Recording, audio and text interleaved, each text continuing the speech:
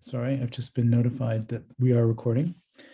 Anyway, let me just start then by saying something about some of the talks that we've held over the past year. There has been a focus on energy and capitalism. We've had a number of people speaking to this theme. Today's speakers will be speaking to this theme as well. We had Larry Lohman from Corner House address us early on last year on questions around white supremacy and the history of energy.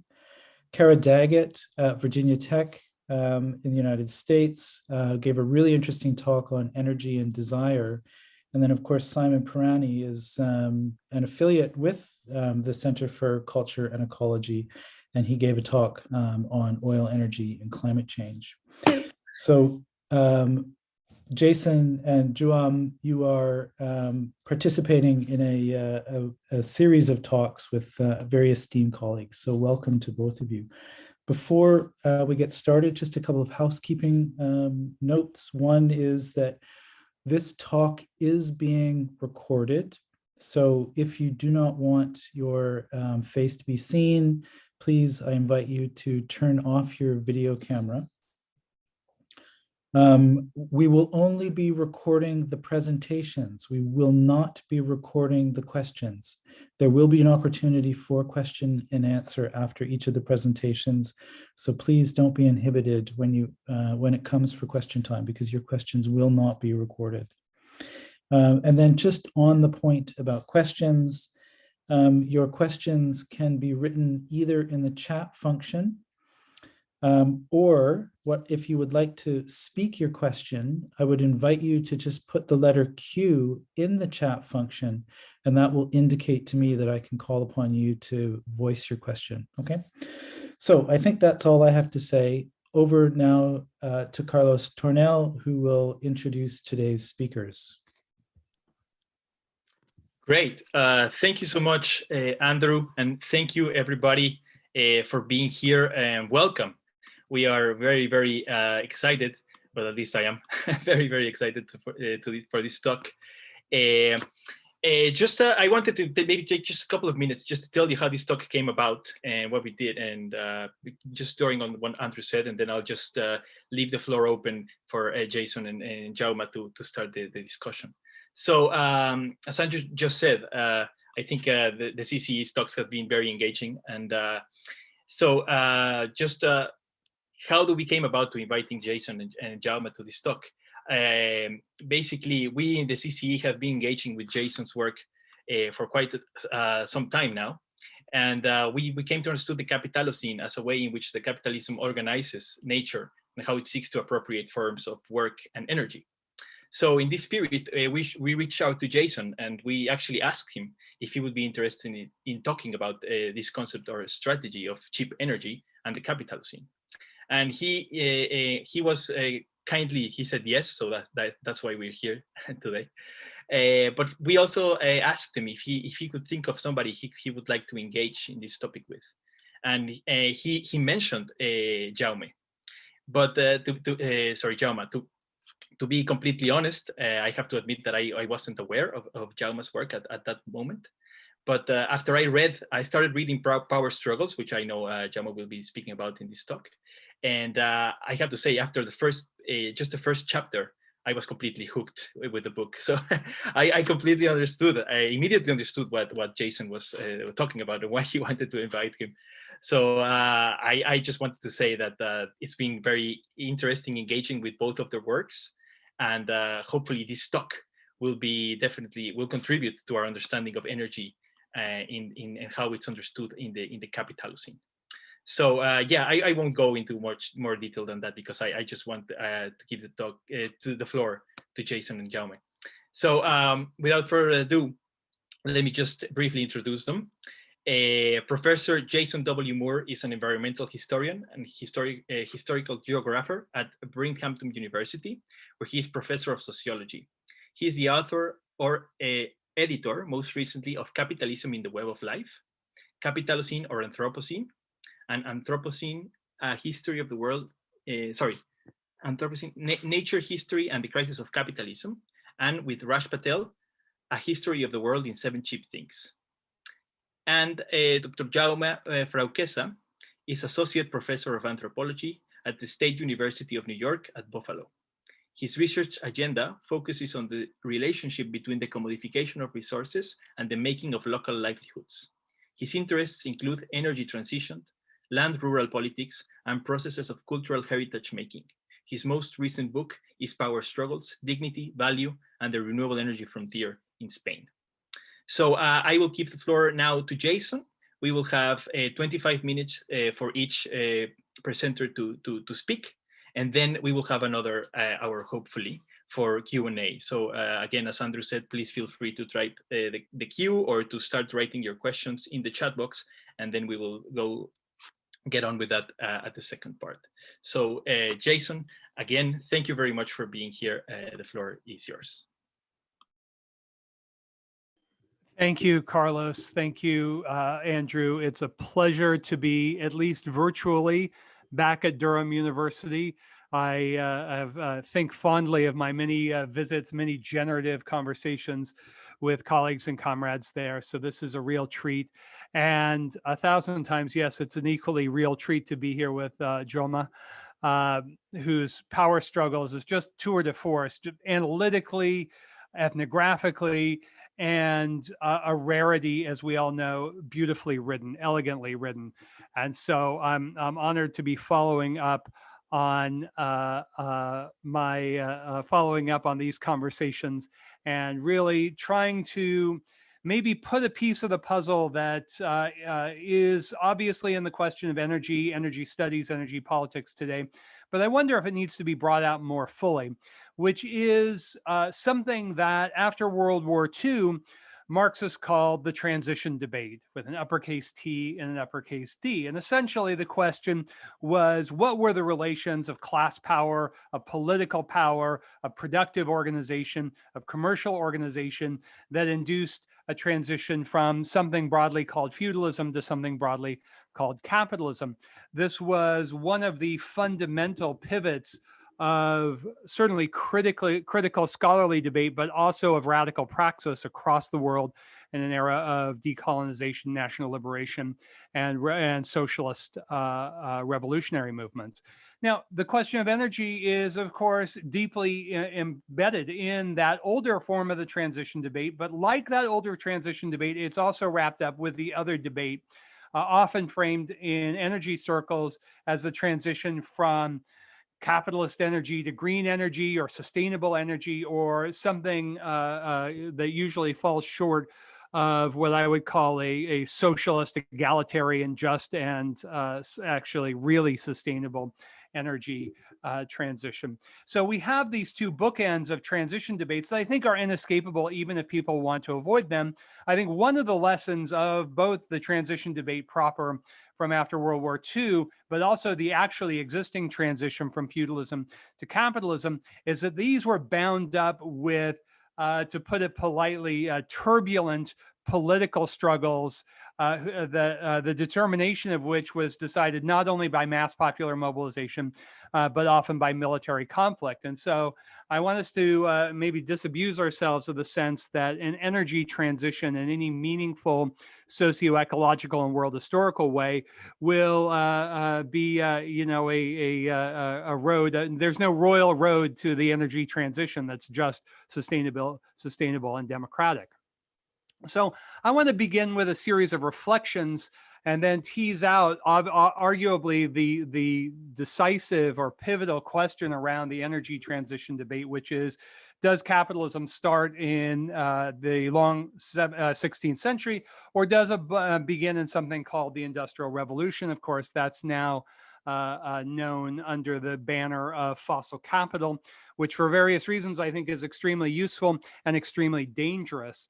So hopefully we can have a generative discussion around these questions as we point to the insights for a revolutionary politics of planetary justice and energy justice that I think Jaume will be able to speak to a little bit more precisely than I will, but I'm happy to jump in our question and answer.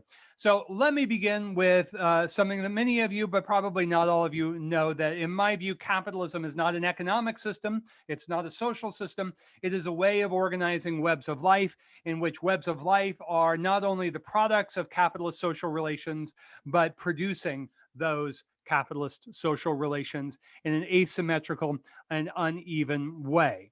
That in this is, amongst other things, the world ecology conversation insisting on the dialectics of power, profit, and life highlights the centrality of accumulation by appropriation, that is, the extra economic mobilization of sources of work and energy.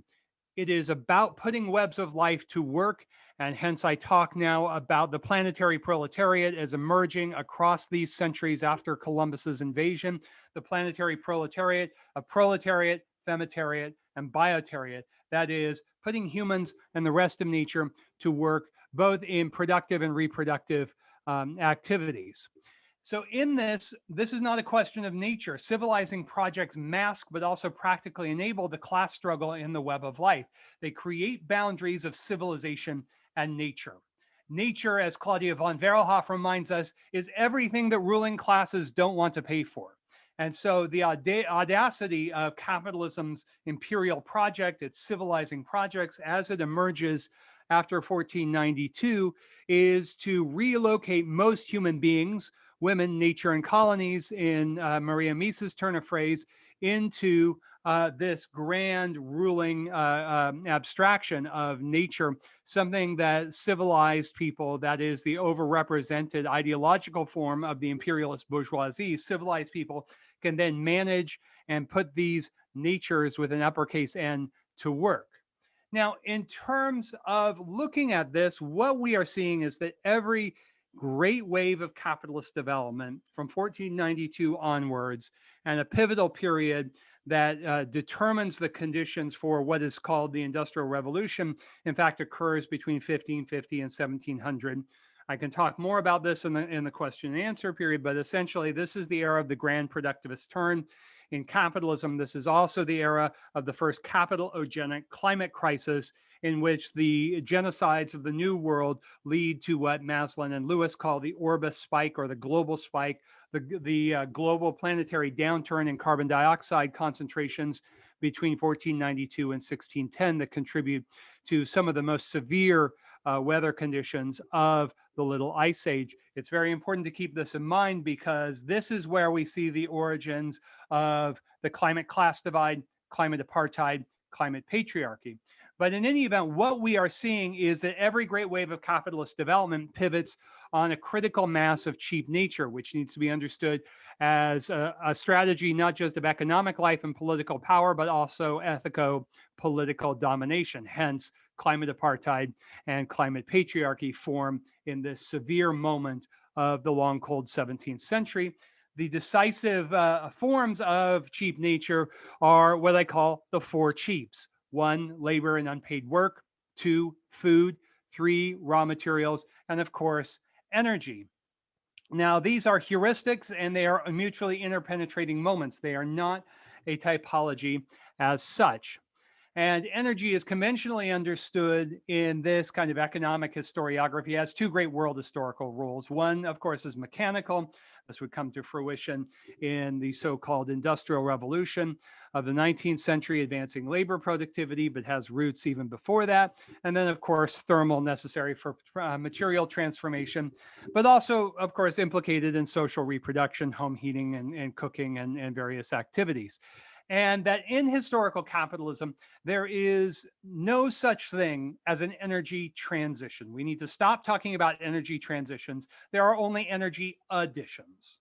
And so the transition, so-called, between charcoal and peat, to coal, to oil, to today's prevailing energy mixes, these are all energy additions that introduce not just quantitative expansions, but also qualitative differences in the ways that world accumulation and the worldwide class struggle are organized. This is the point is made masterfully by otherwise quite divergent figures like Malm and Mitchell in their magisterial contributions, that there are these qualitative differences that are actively co-produced by capital, science, empire, with and within webs of life that lead to these resources becoming fossil fuels. I'll return to that crucial difference in a moment. But of course, the centrality of oil in enabling various forms of flexible accumulation long before the 1970s is quite important. Now, one of the things that I get concerned about is a certain tendency towards resource reductionism and to see resources as things unto themselves. Of course, there is a long-standing tradition in resource geography, surely predating, but certainly starting with the decidedly non-radical Zimmerman in his classic formulation from 1951, his formulation of resource geography, stating simply resources become.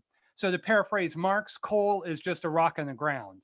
It had been known long before 1492. The Chinese used it. The Romans called it Britain's best stone. But only under specific socio-ecological relations does coal become fossil fuel. Now, that turning point, a coal revolution or a fossil fuel revolution, was reached not in the 18th century, but in the 16th century. Coal output rose in northern England especially, rose from 50,000 tons a year in 1530 to 210,000 tons just 30 years later, to 1.5 million tons by 1630, by which point most of England's most productive and important coal fields were being exploited.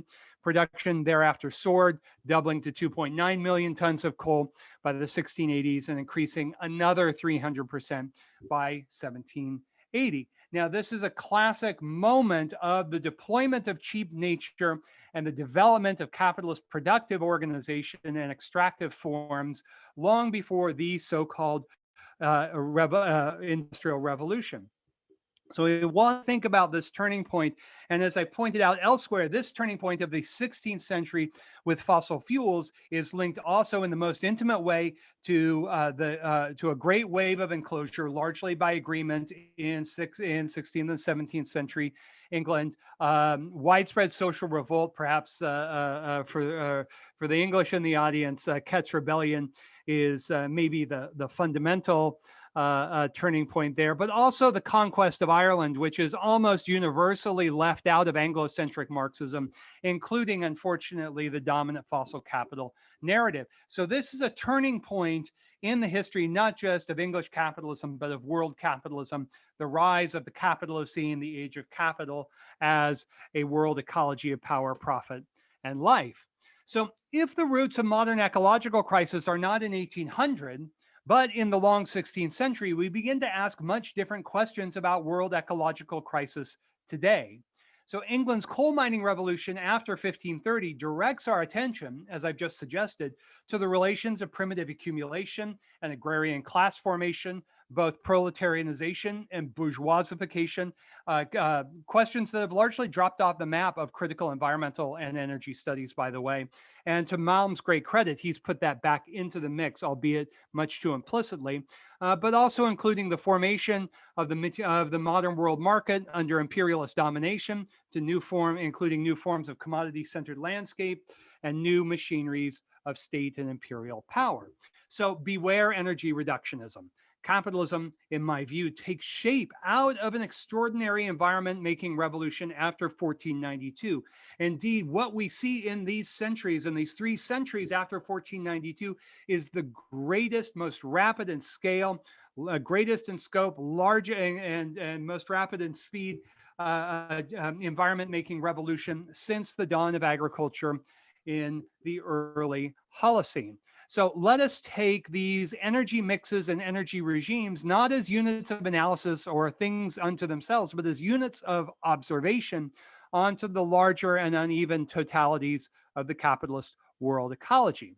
So the turning point in all of this is often chalked up to something called the Industrial Revolution. Hardly anyone actually wants to look at what happened in the Industrial Revolution, but that's which is an important question. The Industrial Revolution is sort of invoked as, well, we all know this is true. This is the turning point. It's often chalked up, as we know, to coal and steam engines, Marxists like to add a specific modality of class struggle, often forgetting that there are class struggles that are occurring simultaneously all around the world at this very moment. And so in this way of seeing, we want to situate, in my view, the Industrial Revolution as one part of an expression of a larger capitalist transformation. So this is a way of coming to grips with, of course, the Anthropocene narrative, but also the Eurocentric Marxist narrative, which sees everything as beginning with the Industrial Revolution.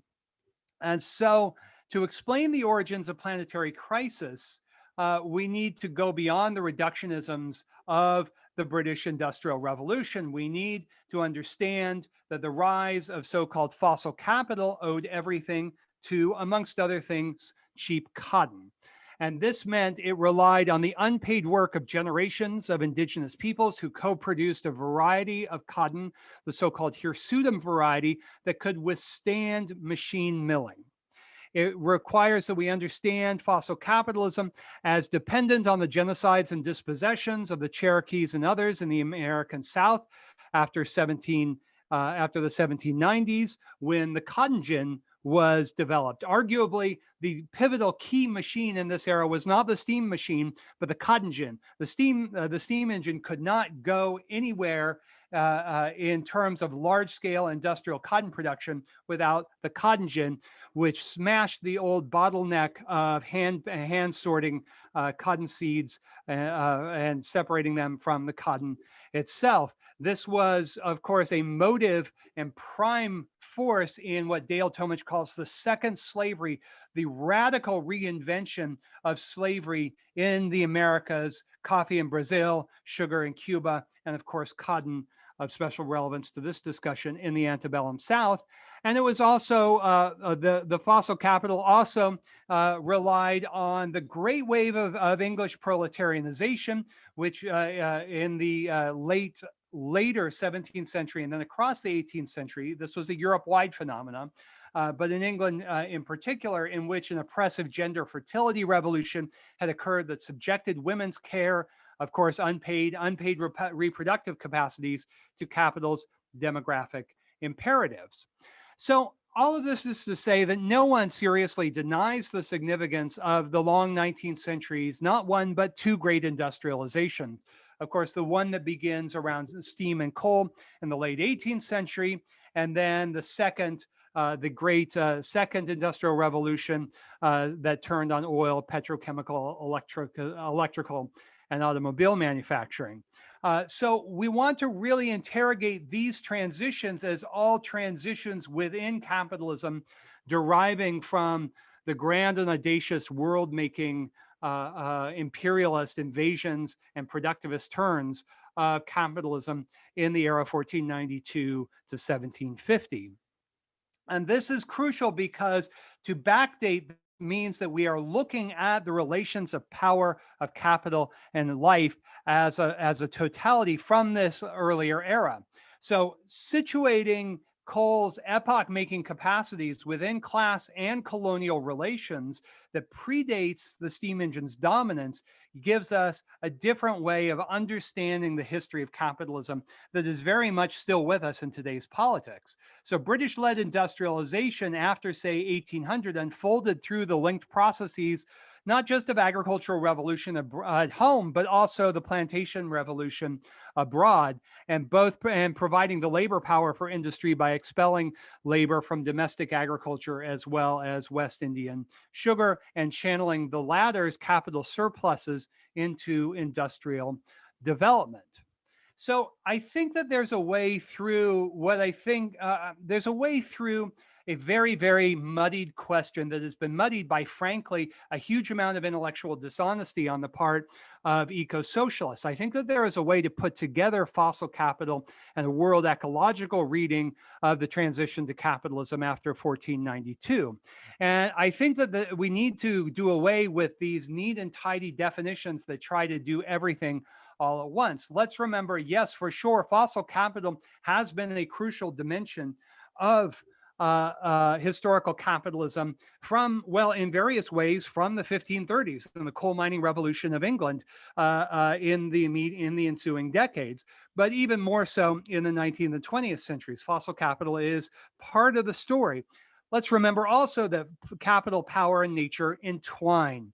Just as we live in the era of fossil capital, in a sense, we also live in an era of agrarian capitalism, of imperialist capitalism, and so on and so forth. That what we are looking at are different interpretations premised on different angles of vision, and that's an opportunity for a wider synthesis. It allows us to look at different configurations, different mixes of webs of life, of state and empire, of class, and the productive forces in order to start to make sense of the present crisis, which I think unsettles everyone's older paradigms. And so the recent wave of pushback, both from a kind of settler colonialism, class denialist perspective, but also from a self-styled orthodox perspective, need to, I think, be resituated within a moment in which all of these moments are crucial, and we need to pursue new world historical syntheses. So in my view, to locate the origins of the modern world with the steam engine and the coal pit is to prioritize shutting down the steam engines and the coal pits, and of course their 21st century incarnations. To locate the origins of modernity with the rise of capitalism as a world ecology after 1492, with its audacious strategies of global conquest, commodification, and rationalization, is to prioritize the relations of power, capital, and life that rendered fossil capitalism so deadly in the first place. So in other words, shut down a coal plant and you could slow global warming for a day, shut down the relations that made that coal plant, and you can stop it for good. So to wrap this up, it's precisely this radical impulse that is at the heart of the world ecology conversation. It is a conversation which, as I've noted, is defined by its fundamental openness to rethinking the older intellectual models, and not least and not only those of the ruling abstractions of civilization or society against nature, of man versus nature, and its resource concepts. And in so doing, to encourage new dialogues that explore and reconstruct historical capitalism as an ecology of power, production, and life. So this is a conversation that insists no politics of labor without nature or energy, no politics of nature or energy without labor, that emphasizes climate justice is reproductive justice, that challenges climate apartheid with climate abolitionism. So the Capitalocene thesis, to bring this full circle, is therefore not some new word to mock the Anthropocene. It's not a substitute for geology. It's an invitation. It's an invitation to a conversation around how we might dramatically dismantle analytically and politically the tyranny of man and nature, or society and nature. It's a way of making sense of today's planetary inferno, which sadly is no longer a metaphor, emphasizing that the climate crisis is a geohistorical shift that includes fossil capital as one geohistorical moment in a complex totality of many determinations. So this complex totality includes, to be sure, fossil capital and greenhouse gas concentrations. It includes the climate class divide, climate patriarchy, climate apartheid, which are, let me underscore, inventions of the long 17th century, not the inventions of the 21st century. They are the drivers of today's planetary inferno, not the results of it. And so the history of planetary justice in this sense will turn on how well we can identify these antagonisms and mutual interdependencies between domination, exploitation, and appropriation in and within webs of life. It is here that really the political challenge of today turns. That is, it will turn on how well a planetary justice movement can build political coalitions that transcend these planetary antagonisms of the climate class divide, climate patriarchy, and climate apartheid. Thank you.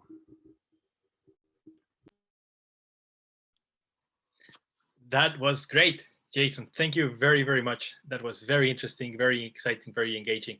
I already have some a lot of questions, but I think I will give the floor now to Jaume and afterwards we can gather some questions for you both. Thank you very much again, Jason. Jaume? Hi, yes, thank you. So, sorry, just let me share the screen. Yes, here it is. There we go. You can all see it, right? Yes. Yes.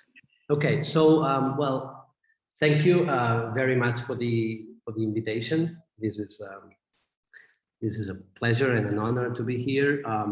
And I also wanted to thank Carlos and Andrew for the presentation and for the invitation again, and Jason for having the idea to inviting me here, and also for this very exciting talk that he's given. Actually, I mean, just picking up on some of the ideas that he's given, notions like transition, appropriation through extra economic means, against resource determinism. All these ideas I will be exploring too in my talk, but through a much more, let's say, concrete analysis. In my talk today, I will be talking about my research on energy transitions in the region of southern Catalonia, and I will describe the way local inhabitants in this region have experienced the consequences and engaged with the contradictions of the quote-unquote low-carbon energy transition. Excuse me. Before proceeding on to the content of the talk, I would like to say something about the value of the methodological approach that I will adopt here.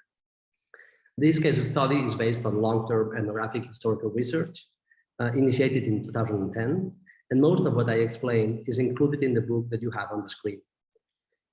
The kind of ethnography that I seek to do analyzes capitalist abstractions, for instance, energy or value, with a focus on examining how these abstractions are always embedded with historical, political, and cultural legacies of the place as they come to shape people's livelihoods.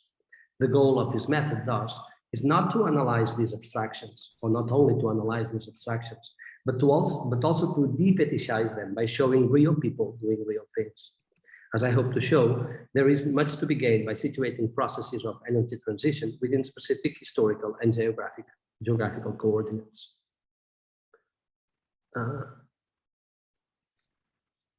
Southern Catalonia, here in the map, is a region of about 200,000 inhabitants that comprises Catalonia's 5 southernmost counties, covering the lower stretch of the river Ebro.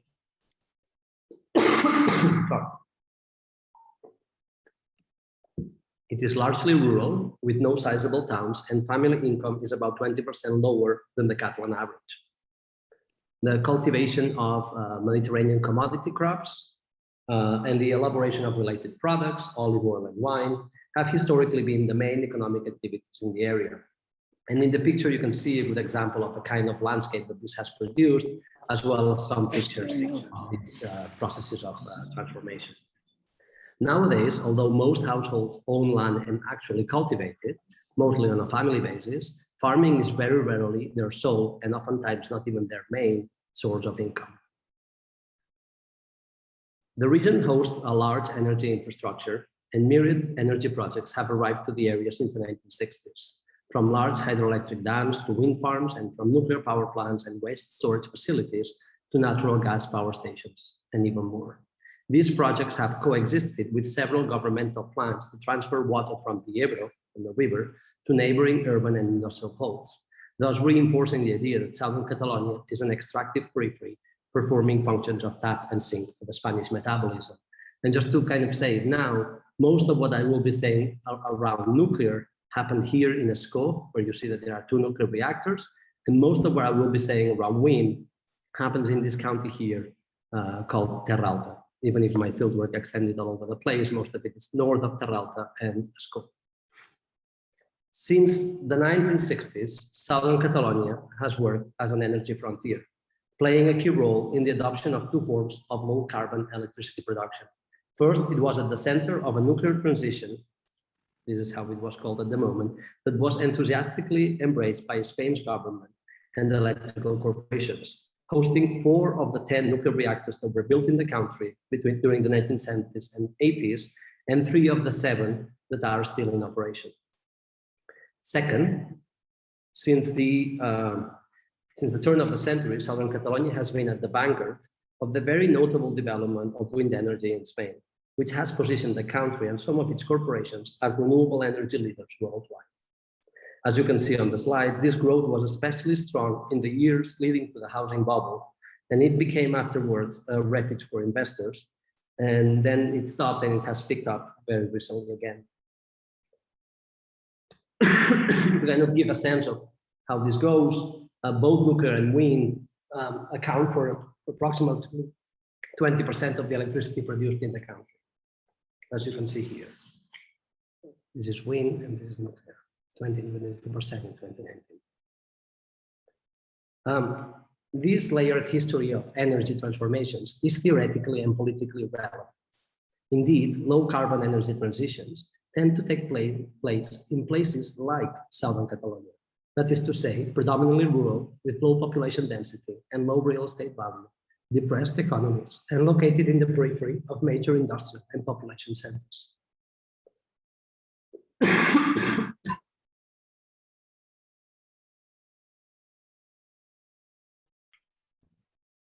This means that the outcome of the low carbon energy transition is largely being played in these areas, or to express it in more conceptual terms, that the existing processes of energy transition rely on specific geographies of unevenness. In this respect, the fact that all energy projects, including especially wind and nuclear, have been met with intense local opposition in the region, makes the Southern Catalan case particularly interesting. Before continuing, I would like to enter two caveats. First, that as Jason said, there's no energy transition, to put it bluntly.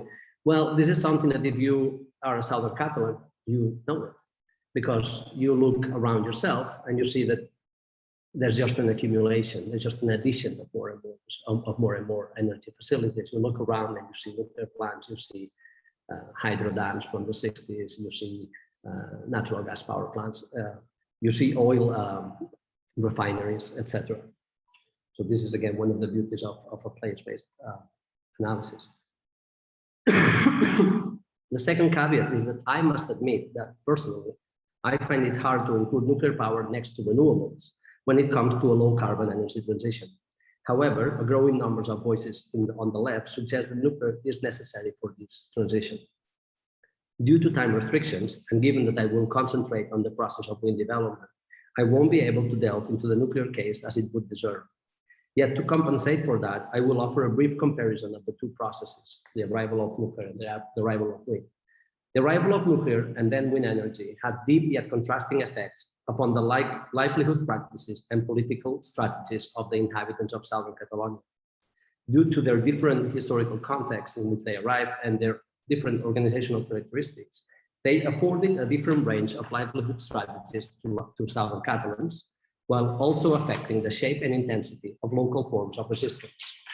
Now, here in this table, I try to put together some of these forms of resistance as they emerge with nuclear and wind. I'll go through them pretty quickly.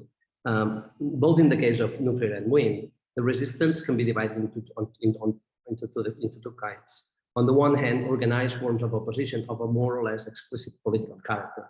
And here we can see that in the case of nuclear, there's a strong correspondence. In the case of nuclear, the struggle against the nuclear plants was very much seen, understood as a struggle against the corporate and authoritarian structure of Franco's state.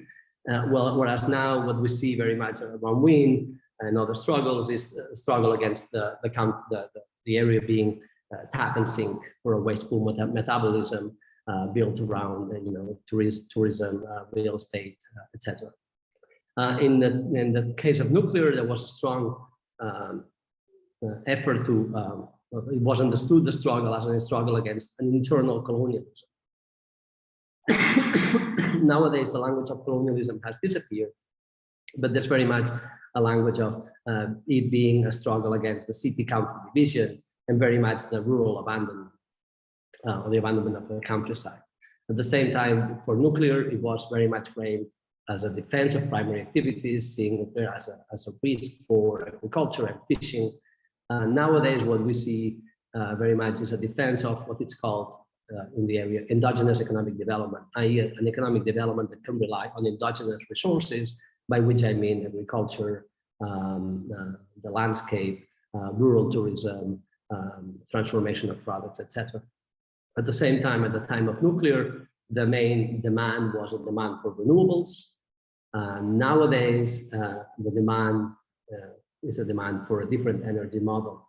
The people that protest against wind are always clear that they are not against wind, and the latest motto is renewables, yes, but not like this. So it's not so much the what, but the how. And they demand basically a kind of energy model that promotes conservation, less energy use, and a closer proximity between production and consumption, things like that. Now, next to these forms of organized opposition, and I've showed this continuity, we find that what we could call everyday forms of resistance, often more difficult to gauge, but perhaps more interesting. And these are the ones that I focus on, and today especially. In this respect, we can see that whereas in the case of nuclear power, this everyday resistance tended to focus on issues of labor and salaries, in the case of wind, it has tended to focus on the value of land and the local territory. And these struggles are often framed in the language of dignity. The different organizational characteristics and labor requirements of these two forms of electricity generation play a key role in explaining this divergence. To put it succinctly, whereas the availability of cheap and presumably poorly organized labor was a key factor motivating the location of nuclear power plants in southern Catalonia and continues to be functional to their operation, wind developers seek spaces that can be cheapened. That is to say, treated as lacking in economic value and moral worth.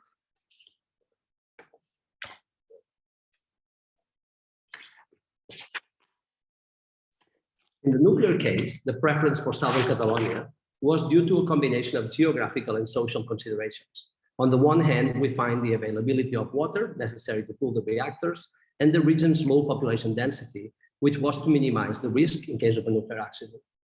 Yet on the other hand, it also obeyed to a desire to find in the presumed conservatism and apoliticism of the rural population, cheap labor force and a safe haven away from the proliferating unrest in metropolitan areas. In short, nuclear development was an attempt to develop a new industrial frontier, and during the construction phase offered a massive amount of quite well-paid jobs, or very well-paid jobs at that point, although I'll say more on that. However, the passivity of the local population turned out to be a poor calculation.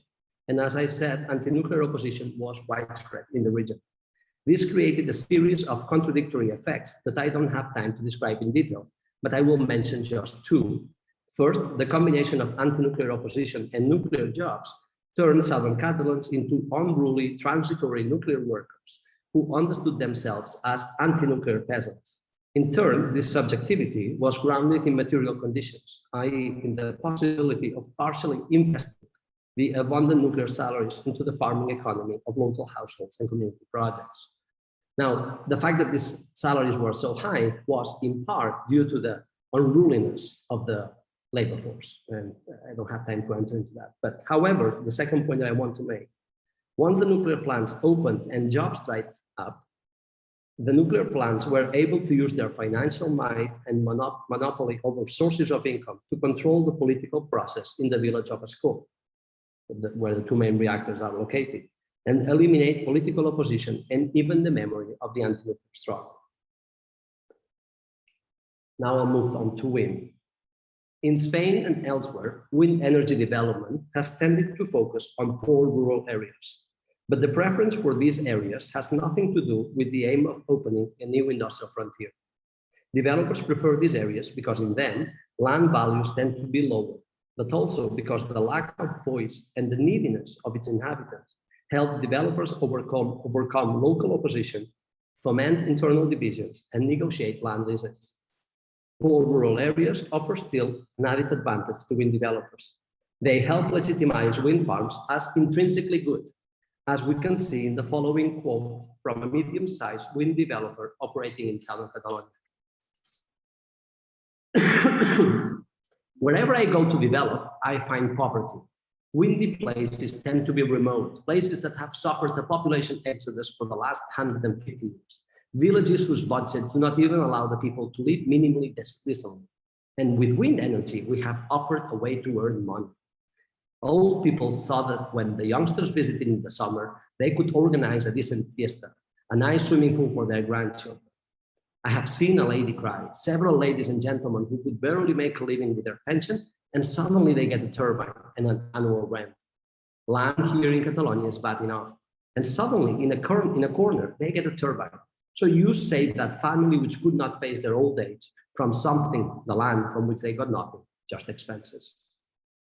Notice that in order to highlight how beneficial these wind farm projects are for the local population, the developer needs to depict the Terra Alta county as, of southern Catalonia in this case, as a wasteland, a place with no value, cursed by poverty and isolation, which can only be redeemed through the action of enlightened entrepreneurs like himself.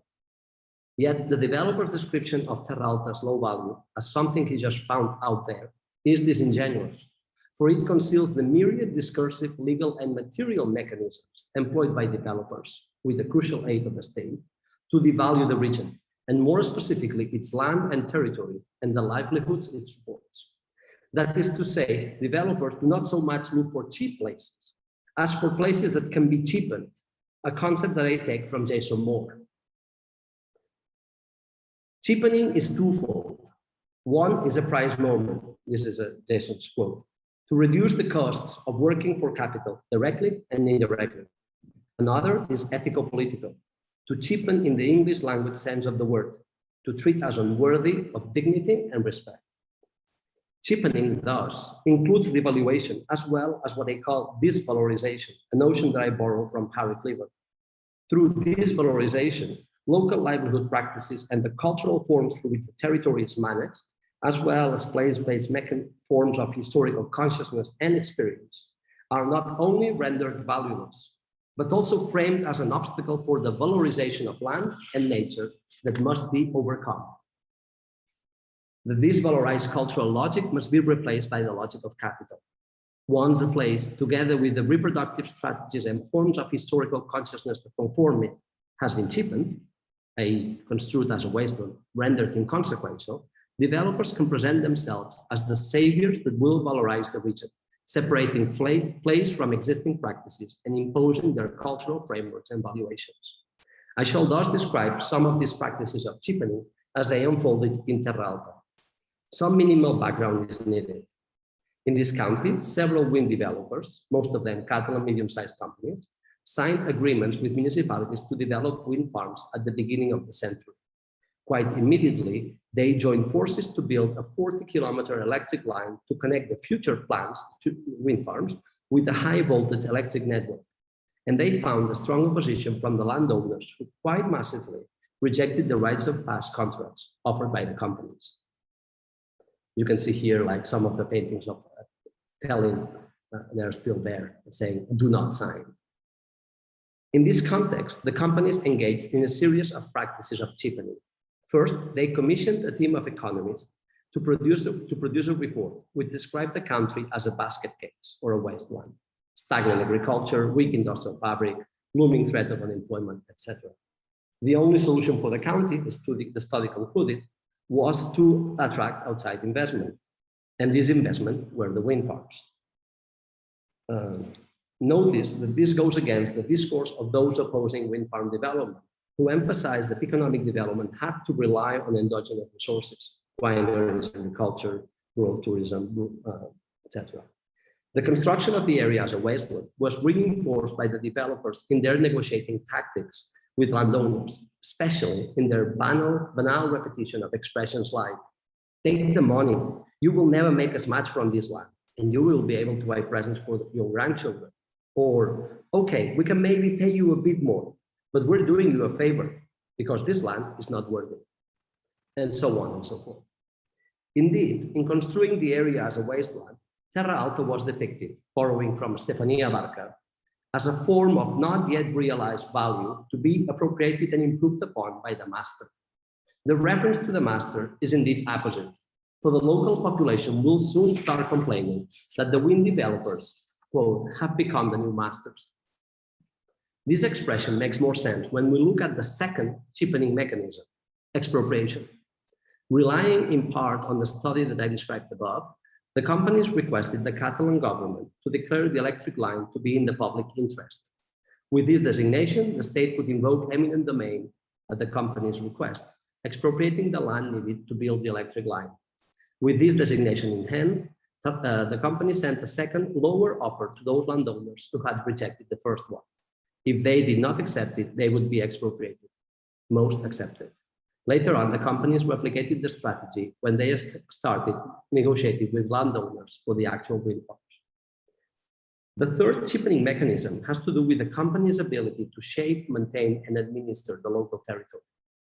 The careless trespassing of land on land parcels, the impossibility to negotiate the terms of the land agreements, the threats to move turbines to neighboring fields, the insidious suspicion of nepotism, and the neglectful destruction of elements of dry stone architecture all contributed to undermining local sense of control over their environment. But the complaint that the wind companies had become the new masters also referred to their ability to control the social and political life of the villages. On the one hand, this refers to the tight grip they had upon the municipalities that had signed agreements, which were unable to renegotiate the terms of the agreements and thus create paths for the resolution of the brewing conflicts in their villages. I could observe these conflicts in the village of Catalonia, where they emerged inside households, and more importantly, between households and groups of kin, which became visible, for instance, in arguments over the precise border of neighboring properties. The developers' strategy for accessing land contributed to these clashes. Indeed, the company started to negotiate the land leases for the turbines, while the expropriation procedures for the electric line were still ongoing. In so doing, the developer pitted two kinds of landowners against each other, creating a rift between the lucky ones that got a turbine, receiving in exchange an annual rent of about 5,000 to 8,000 euros, and the unlucky ones who had to cope with the associated infrastructure, ditches, roads, and so forth, receiving in exchange a far more modest one-off payment. To make the sale more attractive, the company offered advanced cash payments. Those favored with the turbine saw some co-villagers' resistance to the project as a threat to their revenue. This gave rise to all sorts of dirty maneuvering, nurturing conflict and mistrust within the village, fueling old enmities and creating new ones, intensifying factionalism, antagonizing neighbors and kin. Locals use a very specific expression to describe the infighting that took place. The village became forest.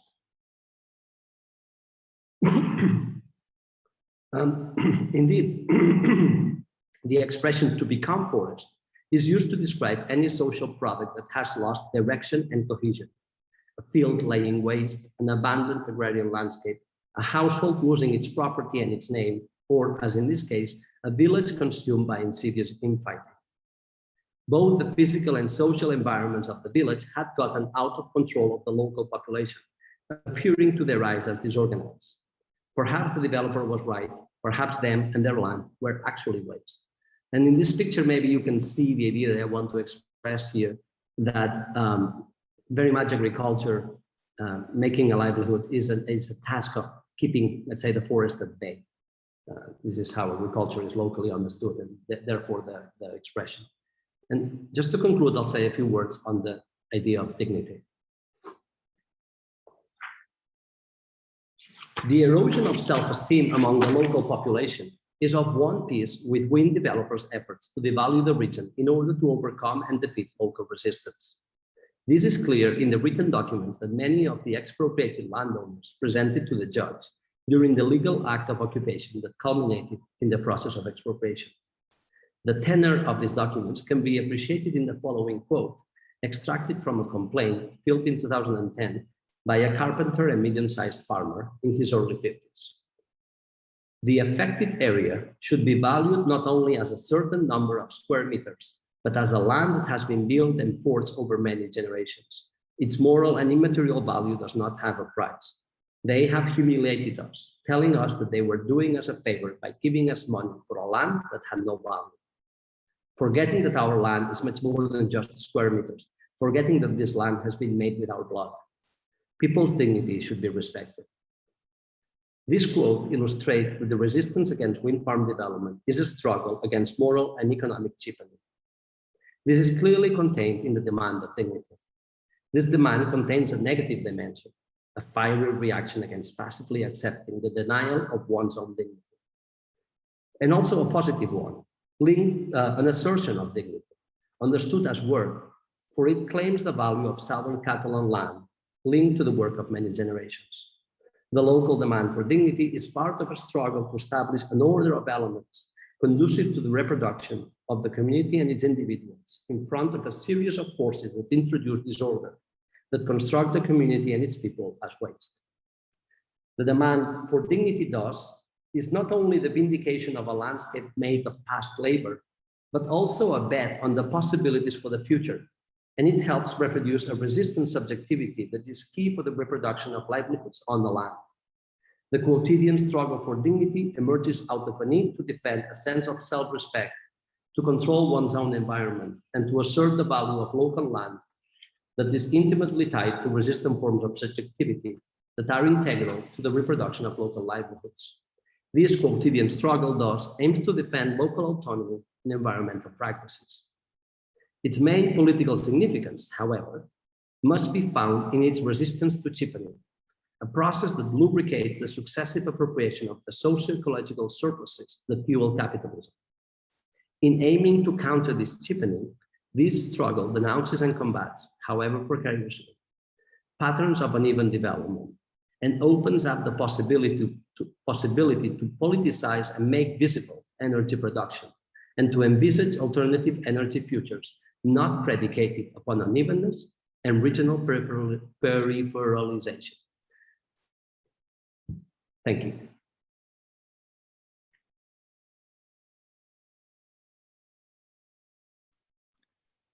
That was great, Jaume. Thank you very much for that amazing talk. I think very engaging, very interesting. I will now give the floor to anybody who wants to ask questions. Yeah, I agree. they were both very superb talks. Thank you very much. Yeah, if anybody has a question, please feel free to either raise your hand or type it on the chat, and Andrew and I can go ahead and read them.